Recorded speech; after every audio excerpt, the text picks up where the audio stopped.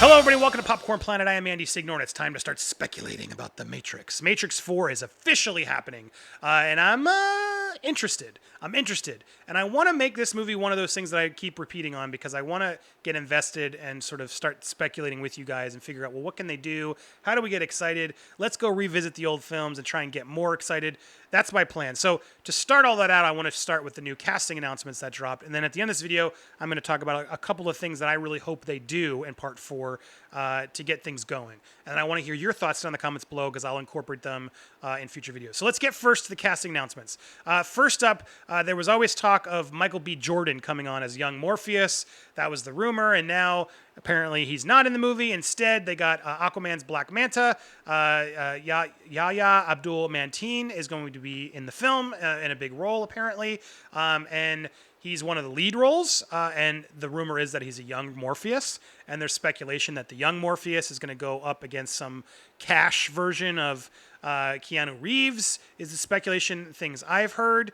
That's happening in the plot. So you got to remember, before I sort of, when I explain that, I'm realizing I didn't talk, to remind you how Matrix 3 ended. The end of Matrix 3, spoiler alert, Trinity dies in the real world, so it's kind of hard to bring her back. And then Keanu Reeves dies because he sacrifices himself to take out Agent Smith because the machines realize Agent Smith has now not only infected the Matrix, but he's going to figure out how to affect Zion because he comes back through that one person and ends up being in the real world too, which made no sense.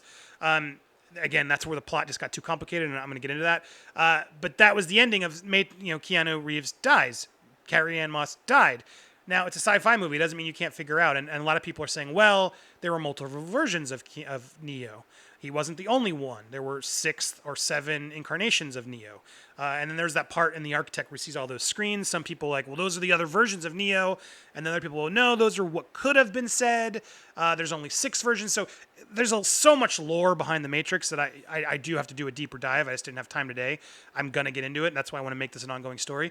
But as I recall it, you could have downloaded Neo into another version of Neo. He could be a new version that the computers make to sort of keep everyone in check. And then sort of a younger Morpheus could be going back.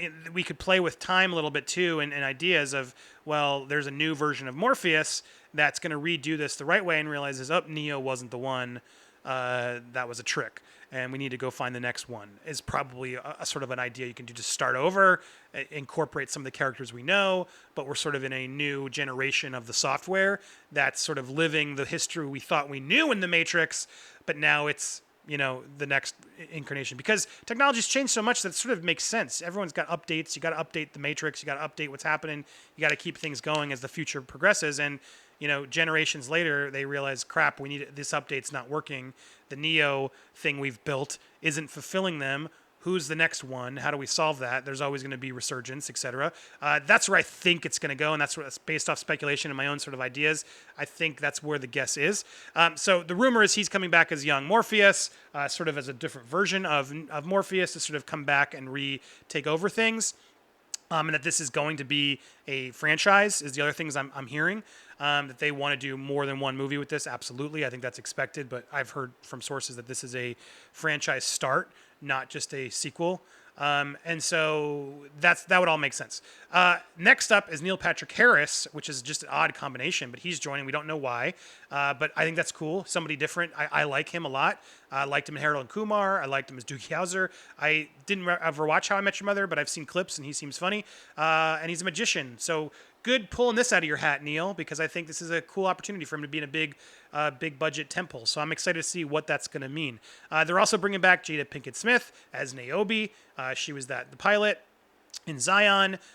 This, to me, also clearly says, unless they're going to de-age her and Keanu and Carrie-Anne Moss, bringing back all these characters is only implying, well, they're either going to play old, in which case this has to be sort of a new generation version that can justify, well, the age doesn't matter then of when it happened, or they're going to de-age them, which I would think they'd want to try to avoid. So creatively figuring out some way to justify why all the characters are now 20 years later would make more sense. But her bringing more original cast members coming back only sort of encourages the idea, okay, we're going to have to justify this age, this different generation gap, which also, to me, goes to that theory I'm pitching.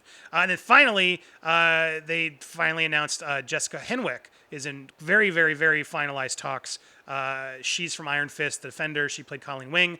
I really liked her in that show. I think she was the standout of that show, way better than Danny Rand. She should have been the lead, if you ask me. I really liked her, and she knows Kung Fu, obviously, and so this is an interesting casting choice. This is probably the most exciting one I'm most excited about so far. And sources to Deadline's pretty reputable, so I trust them. Sources tell us that Henwick performed quite strongly during the audition process, and there's been buzz around town that Matrix 4 director and co-scribes Lana Wachowski is looking to have a female-led Neo character at the forefront of the new film. And she'll join all these people. It's been speculated, young Morpheus. We don't know what these other people are going to play.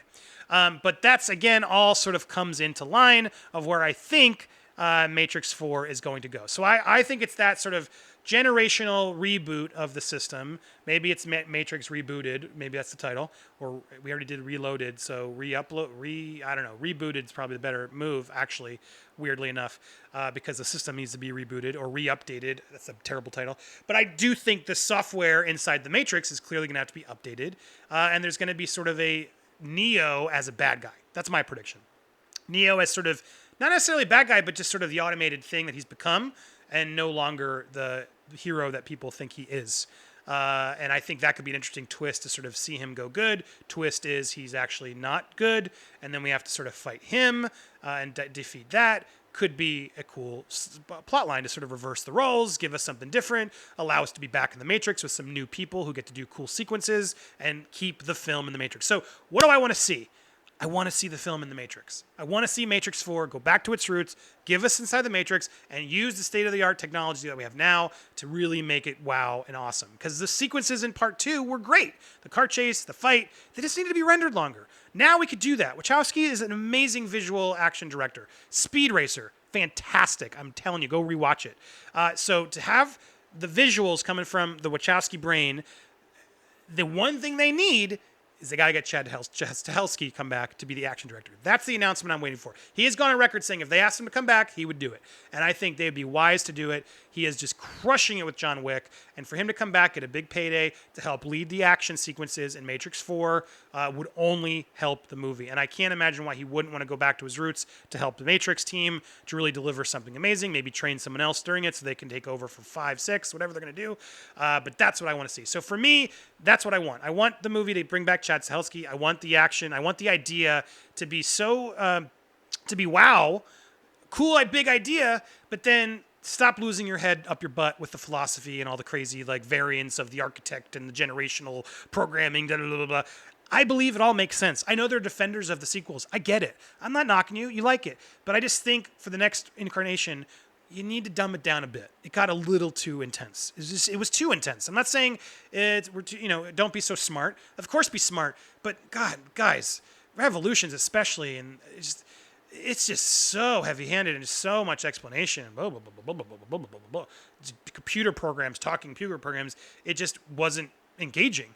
And then the end of Revolutions, that they sadly had to recast the Oracle, and I never liked who they recast with. I don't even know the actress' name, but she just played it way too morose and serious without any sort of fun.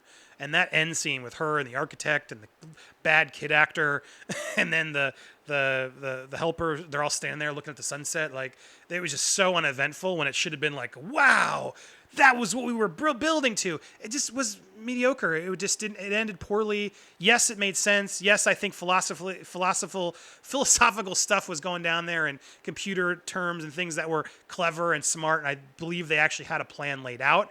I just think it sort of crumbled on itself. It was too full of itself, too complicated, too crazy. And they have an opportunity now to sort of readjust the history, use it for what it is, move forward, programs updated, Neo is the bad guy, they got to re-Matrix people who are sort of, because that's the other thing, the architect agreed to Neo's deal at the end, right? And says that to the Oracle of, well, I'm not, what are you, am I human? He's going to live up to the deal he promised and let them have free will. So that's what's interesting, but do they really have free will? That would be interesting. How are they tricking them to keep thinking they have free will in today's technology and social media and everything that we have? There's someone smarter out there who can figure it out. Maybe you guys will. How do you sort of justify and trick the humans to thinking they're having the free will, but they aren't? And then someone wisely has to revolt and start the whole journey over again against the hero, the one who everyone thinks is the good guy, but is really just a part of the program that was designed to sort of keep people in check from rebelling. You know what I'm saying? Like the Matrix was in the Matrix, or Zion rather, was just kind of part of the Matrix. It was all predetermined and created to give them the trick of revolution and we're free, when the reality is they're not. And now, how do we really get free? It's sort of a way to really reboot it in a way, reboot the system, reboot everything. So that's what I want to see. That's what I think will be fun. What do you think? Do you like that take? Do you like this casting announcement? Do you think this can help you get more excited? I'm going to be paying close attention as these announcements for The Matrix 4 because I think this is going to be an exciting one. I hope they do this well. I think Wachowskis are really good directors and amazing visionaries, and I'm excited for them to come back and do this. So I'm gonna be cautiously optimistic on this one and hope that they got something good planned. But bring back Chad Stahelski. Come on, guys. Just call him up. He said he would take the call. If he doesn't, so be it. But John Wick, he's been doing it to death. You can still do John Wick, but come on. Let's combine the powers for one more proper Matrix film in the chapter to remind us all that Matrix is cool. Because currently I just think it's not seen as cool anymore, and you could make another cool Matrix movie. You absolutely can. There were elements in Reloaded that were great, and Part 3 just got lost in itself and went to Zion too much. Nobody cares about Zion and the Sentinels, and all the CGI craziness hiding behind all the trash. Take us back to the Matrix and give us another cool sequence like you did in Reloaded, but render it right, and have Chad Stahelski do it. That's my thoughts. What do you guys think? What do you need to see in Matrix 4 to get excited? Hit me up down below in the comments or on social media at Andy Signor. Please hit me up on Instagram. I'm doing some cool interactive live streaming where you guys can talk to me and get on board. So hit me up if you're an Instagram person. Please go on your phone, type in my name, follow me there. I'm trying to get to a certain amount of followers so I can unlock some features there and deliver more content to you guys, including my movie fights that I do there, or the movie Blu-ray fights rather, where which one do you want to buy is a lot of fun stuff. So if you like this type of conversations, you're a movie nerd, come join me over there. Subscribe here, hit the notification bell, and stay tuned for more videos coming soon. Thanks, everybody.